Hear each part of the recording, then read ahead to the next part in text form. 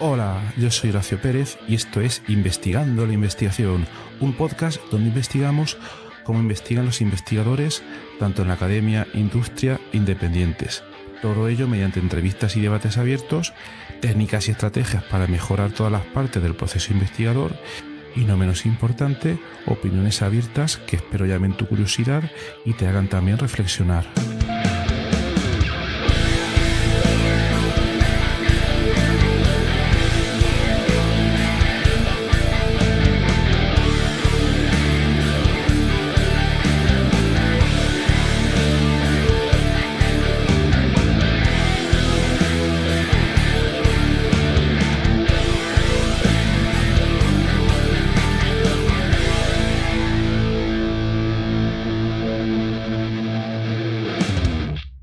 Bienvenidos a otro episodio del podcast Investigando la Investigación.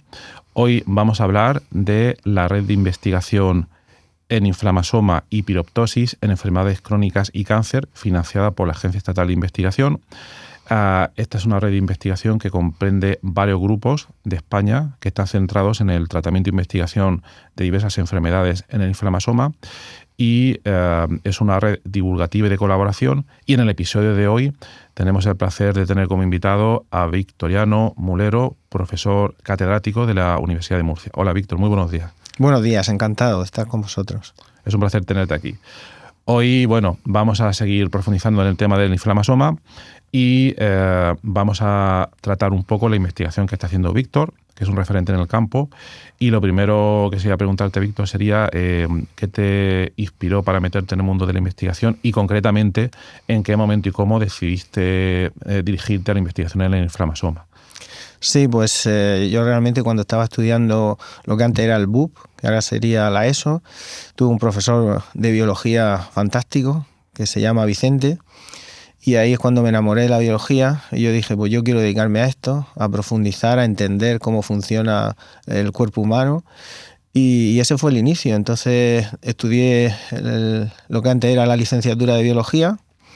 Me siguió encantando todo el tema relacionado más con la parte de laboratorio y decidí hacer mi tesis doctoral en inmunología de peces y a partir de ahí pues ya seguí toda mi carrera investigadora. Uh-huh. ¿Y qué te llevó en concreto a dirigirte a esa línea de inmunología de peces? Bueno, en realidad pues es un tema que siempre me ha gustado desde un punto de vista biológico, comparar cómo ha evolucionado el sistema inmunitario. Los peces, digamos que son clave en la evolución de la respuesta inmunitaria, porque son los primeros animales que tienen el sistema inmunitario, digamos, parecido al de mamíferos, con dos respuestas, una que se llama innata y otra que se llama adaptativa, y entonces pues son una pieza clave para entender la evolución del sistema inmunitario. Por eso me dediqué a estudiarlo. Ajá. Vale, entonces te metiste en esa línea, hiciste tu tesis, ¿y cuál fue el siguiente paso? Pues el siguiente paso, estuve haciendo una estancia postdoctoral en Glasgow, donde trabajé ya con otro modelo animal, el ratón, porque siempre es bueno conocer diferentes modelos en el laboratorio, siempre da riqueza a la hora de la investigación. Luego volví a la Universidad de Murcia y pude iniciar mi grupo de investigación, donde trabajé varios años más con temas relacionados de inmunidad aplicada a la acuicultura. Y a partir del año 2006 es cuando vimos la posibilidad de trabajar con el modelo animal de pez cebra, que es un modelo más de enfermedades humanas.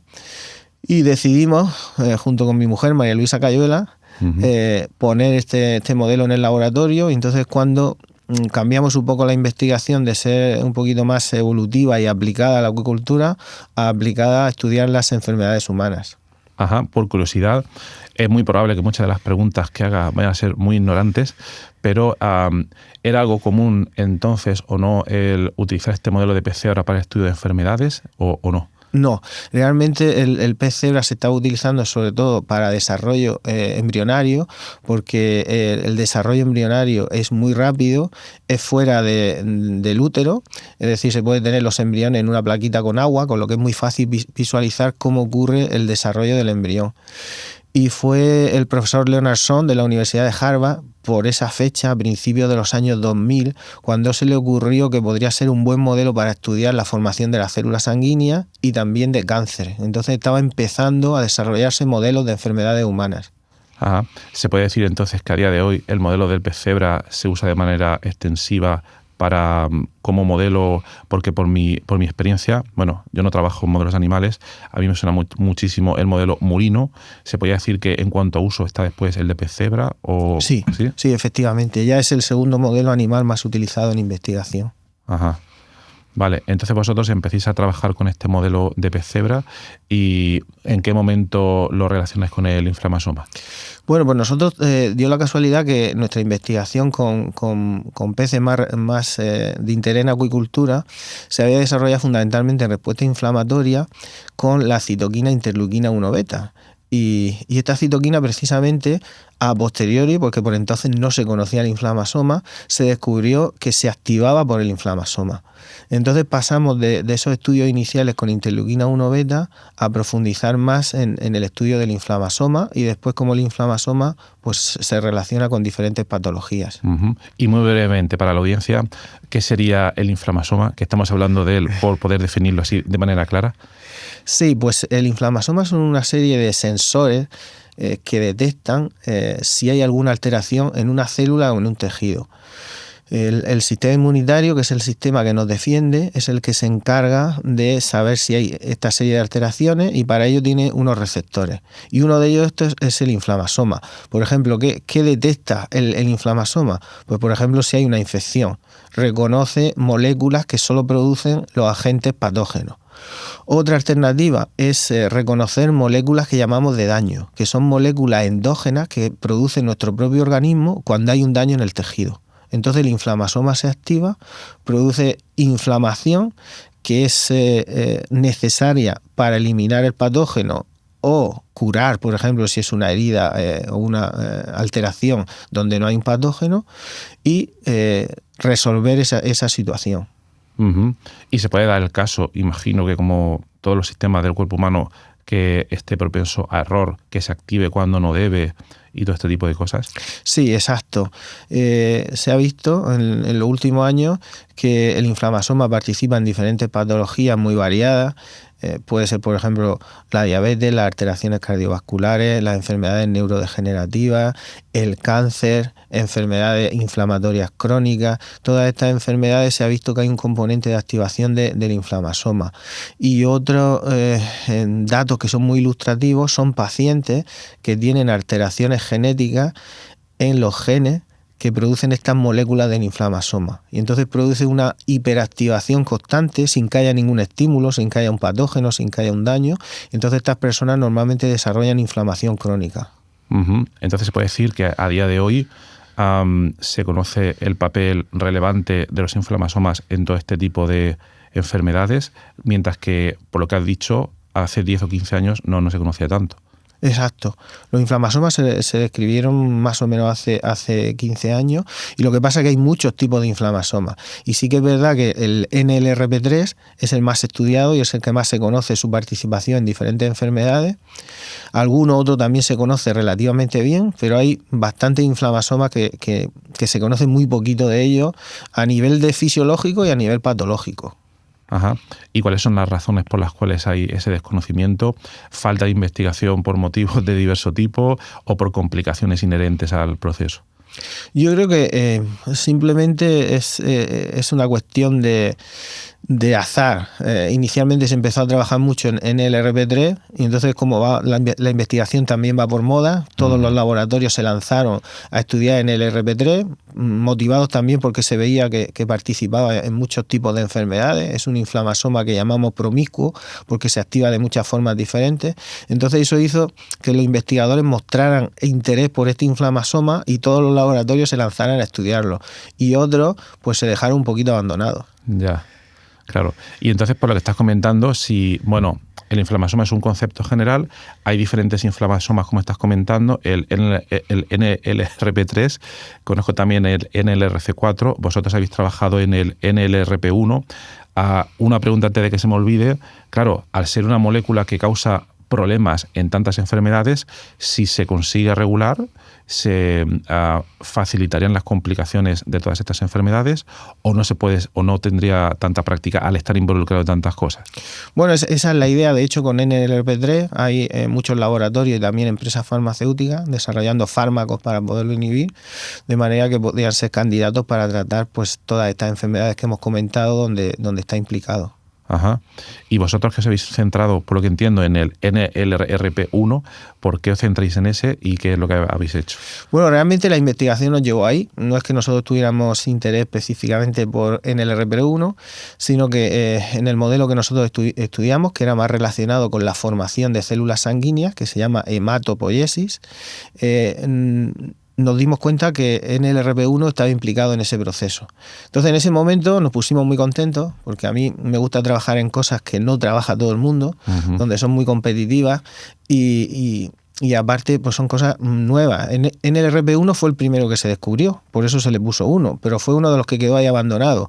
Ahora se ha vuelto a reactivar porque se ha visto que participa en muchas patologías. ¿Y por qué se abandonó, perdón? Pues yo creo que fue por lo que te comentaba antes, que no había ninguna razón. Se describió, no se vio inicialmente que estuviera implicado en ninguna patología, y cuando se descubrió en el RP3 enseguida se vio que estaba implicado en patología y la gente, los investigadores, se centraron en el RP3. Yo creo que no hay ninguna otra razón. Interesante. Y actualmente se siguen describiendo, por ejemplo, no sé si en el último año se ha descubierto algún inflamasoma nuevo. Sí, se han descubierto algunos nuevos y sobre todo se están proporcionando datos de su relevancia en la regulación de la fisiología normal del organismo y también en patología. En general, la mayoría están identificados porque como se tiene la secuencia entera del genoma humano y de otros animales, pues se sabe por la secuencia que tiene esas moléculas, que todas se parecen entre sí, que son inflamasomas. Pero otra cosa luego es caracterizarlo y ver qué función tienen. Ahí es donde viene la dificultad. No se puede predecir qué va a activar un inflamasoma, en qué patología va a participar. Esto es bastante más complicado y requiere hacer experimentación. Claro. Y volviendo al NLRP1, que es lo que estábamos hablando al principio, en vuestra línea relacionada, corrígeme si me equivoco, con hematopoiesis, si lo podías explicar un poco más cómo estáis trabajando en ella. Sí, la hematopoiesis, como hemos dicho, es la formación de las células sanguíneas. Las células sanguíneas tienen una vida media muy corta. Por ejemplo, los glóbulos rojos, que son los que transportan el oxígeno, en el hombre su vida media es en torno a 3 meses. Los neutrófilos, que digamos que son los soldados, el tipo de glóbulos blancos que van a la batalla enseguida que hay una infección y se comen y matan la bacteria, estos tienen de vida media 3-5 días. De manera que se tienen que ir renovando de forma continua en la médula ósea. Se forman millones de células cada segundo en nuestra médula ósea para reponer todas esas células, o bien que se envejecen o bien que mueren en la batalla si tenemos una infección. Entonces es un proceso importantísimo, como podemos imaginar, para nuestra biología, tener esas células, y hay muchas patologías relacionadas con alteraciones en el mal funcionamiento de la hematopoiesis. Por ejemplo, la anemia, que eso lo conocemos todos. La anemia es una falta de glóbulos rojos o de su proteína hemoglobina, que es la que transporta el oxígeno. Y claro, pues eso tiene una repercusión importantísima porque es de mucha prevalencia. Hay diferentes tipos de anemia. Nosotros nos dedicamos más a las anemias congénitas, que son por defectos en determinados genes que hacen que ese proceso de formación de glóbulos rojos no sea adecuado y entonces tengamos menos glóbulos rojos, o los que tenemos no son funcionales y no transportan oxígeno. Luego hay otras, las que faltan neutrófilos. Si faltan soldados, pues vamos a ser más susceptibles a infecciones. Eso se llama neutropenia. Hay pocos neutrófilos. Entonces también se necesitan conocer cómo es el proceso de formación de esas células para poder encontrar fármacos que aumenten los neutrófilos y no tengamos infecciones. Ajá. ¿Y cómo realizáis este proceso? ¿Os basáis en el pez cebra para desarrollar moléculas nuevas o cómo lo hacéis? Exacto, el pez cebra, la ventaja que tiene es que es muy chiquitito y es transparente. Entonces nosotros podemos tenerlo en el agua, podemos adicionarle diferentes fármacos, también podemos modificarlo genéticamente con la tecnología CRISPR. simulando estas enfermedades congénitas, porque se deben a mutaciones en genes concretos. Nosotros reproducimos la mutación que tienen los pacientes en el mismo gen del pez cebra, y como se puede ver a simple vista la formación de células sanguíneas, a simple vista me refiero con un microscopio, pero al ser transparente es muy sencillo verlo. Podemos ver si al mutar ese gen concreto reproducimos la anemia simplemente porque tiene menos glóbulos rojos el pez, o la neutropenia. Entonces podemos ahora adicionar fármacos y ver que curamos, que revertimos esa anemia o esa neutropenia. En lo que has dicho, has comentado la técnica CRISPR. Para la audiencia que no la conozca, ¿en qué consistiría? ¿En cómo hacer un Photoshop, cortar o tocar el genoma para conseguir esa mutación que, digamos, modela ese aspecto de la enfermedad? Exacto. ¿O cómo? Sí, las CRISPR son como unas tijeras, nos imaginamos unas tijeras que cortan el ADN, pero no son tijeras inespecíficas que cortan al azar, sino que nosotros las dirigimos al gen de interés. Y entonces podemos mutar específicamente ese gen. Incluso pueden ser más finas y pueden cambiar específicamente uno de esos ladrillos que forma el gen, de manera que podamos reproducir exactamente la mutación, la alteración genética que tiene el paciente. Vale, yo aquí tengo una duda. Entonces, en las enfermedades que estamos comentando, no sé si habrán enfermedades que se deben a una causa genética. Cuando es solo un problema genético, digamos, no sé si se denomina enfermedad monogénica, sí, o poligénica cuando sean más mutaciones, pues digamos. Entonces, para modelar en el pez, pues se coge esa tijera CRISPR y se le hace al pez para que la reproduzca. Sí. Pero hay otro tipo de enfermedades, como has comentado. Cuando tenemos estos problemas en la sangre, ¿también es una enfermedad genética o es una enfermedad circunstancial que ha surgido por diferentes estímulos? Es decir, ¿en el pez cebra se modelan únicamente enfermedades de causa genética o se pueden, digamos, simular otro tipo de enfermedades que no sean genéticas? No, también simulamos otro tipo de enfermedades. Por ejemplo, en el caso de infección, pues es relativamente sencillo infectar las larvas. Entonces, claro, si queremos conocer pues cómo es la respuesta, cómo es la participación del inflamasoma ante una infección, es relativamente sencillo también estudiarlo.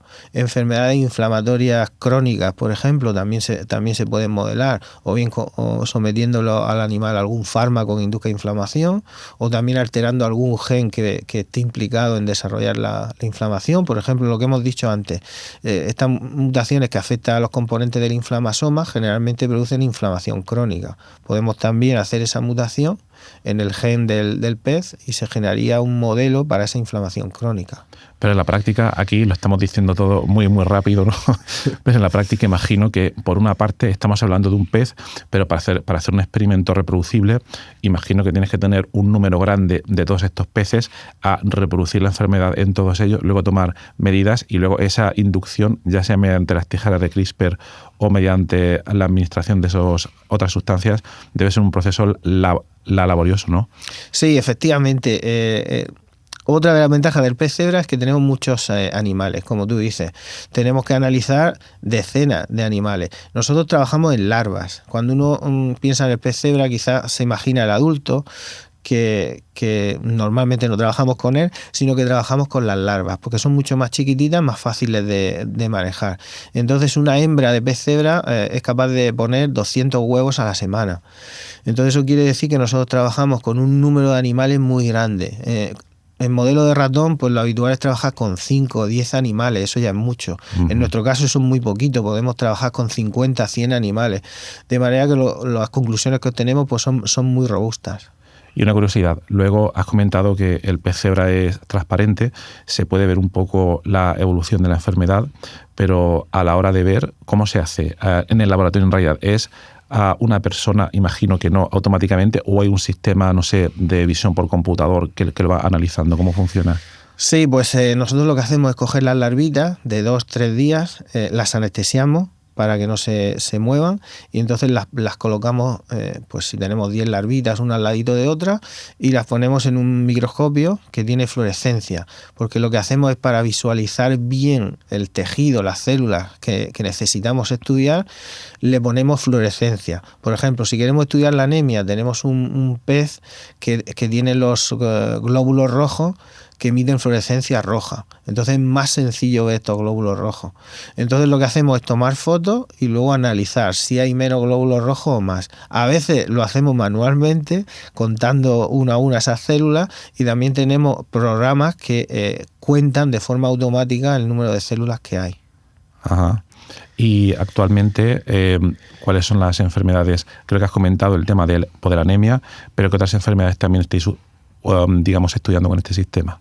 Sí, nosotros trabajamos, que está relacionado con la red inflamasoma, enfermedades inflamatorias crónicas. Fundamentalmente hemos trabajado con psoriasis, que es una enfermedad que afecta a la piel, y tenemos modelos de pez cebra que tienen inflamación en piel. Entonces ahí es muy sencillo porque vemos los neutrófilos, cuando hay una inflamación, allí que van ellos. Entonces es muy fácil porque vemos que los neutrófilos se van a la piel. Entonces, si adicionamos un fármaco que inhibe la inflamación, pues se retiran de la piel y se vuelven a su sitio. Entonces, esa es la forma sencilla de verlo. Luego también, como formamos parte de CIBERER, que es una red de investigadores a nivel nacional en enfermedades raras, estamos muy implicados en el estudio de enfermedades raras. Ahí el pez cebra también ayuda bastante, porque las enfermedades raras la mayoría son de origen genético. Entonces, como he comentado antes, podemos reproducir las mutaciones de los pacientes, en algunos casos confirmar si esa mutación es la causa de la enfermedad, porque muchas de estas enfermedades son nuevas y no se sabe la causa, y luego si tenemos un buen modelo que reproduce los síntomas del paciente, aplicar fármacos. Esto lo hacemos a gran escala, tenemos librerías que llamamos de muchos fármacos que pueden ser naturales o pueden ser fármacos ya utilizados en la clínica para diferentes enfermedades. Entonces se los echamos a las larvitas en el agua y vemos cuál de ellos es capaz de revertir esa alteración del modelo. Entonces ese sería un candidato para el uso en estos pacientes que normalmente no tienen opciones terapéuticas porque son enfermedades muy raras. Algunas, tenemos un caso, por ejemplo, de una niña que ahora mismo solo se conocen 3 casos en todo el mundo en esa enfermedad. Entonces, claro, tampoco hay interés de las empresas farmacéuticas de desarrollar fármacos si hay 3 pacientes. Entonces ahí es donde nosotros estamos trabajando activamente para buscar fármacos que puedan ayudar a estas personas. Me parece muy, muy loable esta actividad, y también imagino la gran cantidad de trabajo pues que hay detrás, ¿no? Entre que no se conoce bien la enfermedad, se supone una mutación, luego hay que confirmar esa mutación, hay que desarrollar quizás un modelo en el pez y luego hacer el escrutinio de fármacos y todo este tipo de cosas. Aquí la duda que tengo es, vamos a suponer que este proceso se realiza y quedáis con una molécula que tiene un efecto positivo en esta enfermedad, pero claro, aquí no sé si podía hablar de que se confirma su validez preclínica, pero luego habría que ir a ensayos clínicos en humanos, que llevan mucho tiempo y requieren mucho dinero, pero claro, ahí hay una persona única entre esos números que has dicho. No se puede hacer un ensayo clínico porque no hay tanta gente. ¿Qué es lo que se hace? ¿Cuál es la estrategia? ¿Hay un uso compasivo de ese medicamento para esa persona o cómo funciona? En efecto, en muchos de estos casos, como hay muy pocos pacientes, ni siquiera se puede hacer un ensayo clínico. Entonces, como normalmente trabajamos con fármacos que ya están aprobados en la clínica, la idea es reposicionarlo. Eso es cuando un fármaco se le da un nuevo uso. Hay tantos fármacos que ha desarrollado el hombre, hay miles de fármacos. Y todos esos fármacos se conoce cómo actúan, se saben las dosis, la vía de administración, si tiene toxicidad. De manera que utilizarlo en una enfermedad nueva es relativamente sencillo porque todos esos datos ya se conocen. Y en este caso, además, que muchos de estos pacientes no tienen ninguna opción terapéutica, algunas enfermedades son graves de evolución relativamente rápida, entonces se puede aplicar por uso compasivo. Si el equipo médico cree realmente con esos datos preclínicos que puede ser beneficioso para el paciente, pues hace una solicitud al comité apropiado, bien sea de regional o bien del Ministerio de Sanidad, y si se aprueba, pues se le puede dar por uso compasivo. ¿Y cómo suele ser este proceso en el tiempo? ¿Estamos hablando de una semana, un año? No sé. Claro, ese es realmente el reto. Ahora mismo estamos trabajando en diferentes enfermedades, apoyados mucho por las asociaciones de pacientes, que realmente en enfermedades raras son increíbles, porque ellos son los que se organizan, los que estudian, los que investigan, encuentran los artículos antes que nosotros y nos los mandan. Están muy implicados en que realmente se haga investigación sobre las enfermedades que tiene su hijo. E incluso a veces nos aportan dinero para poder hacer esa investigación, hacer recaudación de fondos. Entonces el proceso siempre va más lento de lo que queremos. El PCR es un modelo relativamente rápido, pero a veces nos encontramos con dificultades, pues que hacemos la mutación y no vemos una alteración muy clara. Para hacer un escrutinio de fármacos a gran escala se necesita que haya una alteración muy clara que sea fácil de medir. Entonces, bueno, ya depende del caso concreto, pero estamos hablando que las mutaciones las podemos tener a veces en 3 meses, a veces en 6, luego tendríamos que hacer el escrutinio que puede durar otros 2 o 3 meses, y ya el siguiente paso es donde estaríamos a ver cómo lo validamos en otros modelos, si se puede solicitar lo que se llama el medicamento huérfano, que es una vía que tiene la Unión Europea, bueno, y también en Estados Unidos, para facilitar el desarrollo de medicamentos para tratar enfermedades raras. Entonces digamos que es una vía express, que la Agencia Europea del Medicamento en menos de 3 meses te puede dar la aprobación de medicamentos huérfanos para que se pueda aplicar en esa enfermedad rara. Entonces nos movemos en ese rango, pero en ciencias siempre es muy difícil hacer cálculos. Pero la verdad que el reto es eso, es acortarlo todo lo que podamos. Totalmente. ¿Y qué condiciones se deben de cumplir para que se pueda asignar como medicamento huérfano? Bueno, pues básicamente primero tiene que ser un medicamento que ya esté aprobado en la clínica. Entonces nosotros demostramos con los modelos preclínicos, que puede ser pez cebra o incluso se puede validar en modelos de mamíferos o en modelos in vitro con células humanas. Entonces, convencer con toda esa serie de ensayos que nosotros tengamos que realmente va a tener un uso beneficioso para esos pacientes. Entonces, en ese caso, ellos lo aprobarían sin ensayo clínico, porque en algunos casos que ni se puede hacer. Claro. Es impresionante. Y aquí imagino que, claro, dado la urgencia del proceso, si hay una persona con ese problema, interesa ayudarla en cuanto antes.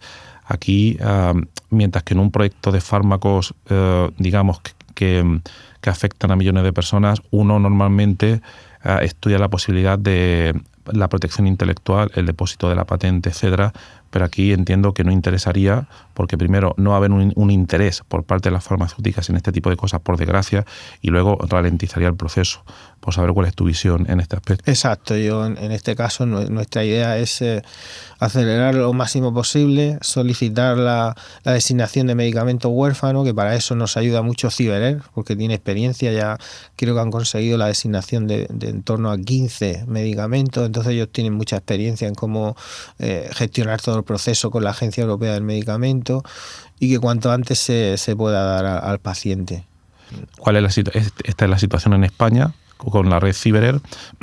¿Es una situación similar en otros países de Europa o en el mundo, Estados Unidos, o son diferentes? Yo creo que básicamente en Europa en todos los casos es igual, y en Estados Unidos yo creo que también es muy parecido. También tienen esta designación de medicamentos huérfanos. Lo que pasa que no vale.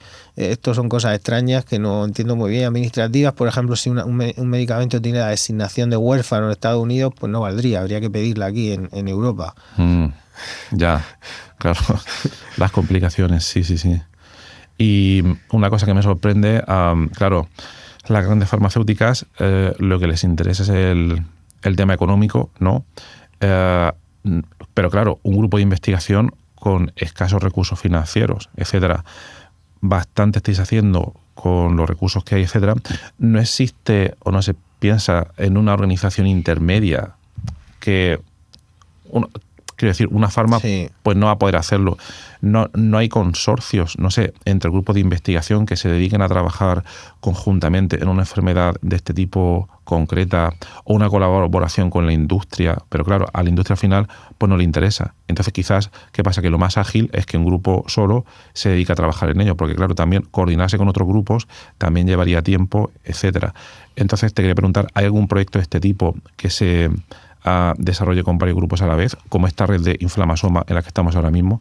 Sí, la verdad que gracias a CiberAir tenemos mucho contacto con otros colegas que trabajan en enfermedades raras. Eso también nos ayuda mucho, porque claro, nosotros no podemos ser especialistas en todos los tipos de enfermedades.